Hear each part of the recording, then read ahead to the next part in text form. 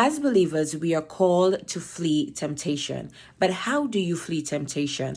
According to Colossians 3:5, so kill, deaden, deprive of power the evil desire lurking in your members, those animal impulses and all that is earthly in you, that is employed in sin, sexual vice, impurity, sensual appetites, unholy desires, and all greed and covetousness, for that is idolatry, the defying of self and other created things instead of God. For example, if you would have battled with pornography in the past, you have to make a conscious decision to no longer look at shows that may even have sensual things portrayed in it. Even as small as kissing, you may be like, yeah, that's when I was a kid, your parents would like cover your eyes so you don't see. But if your weakness was pornography, then you may have to avoid shows that has such. If your weakness was drugs and alcohol, then you have to flee that temptation by sometimes cutting off the old friends, cutting off the people that you had drugs and alcohol with, and not going in spaces and places where they have drugs and alcohol. If your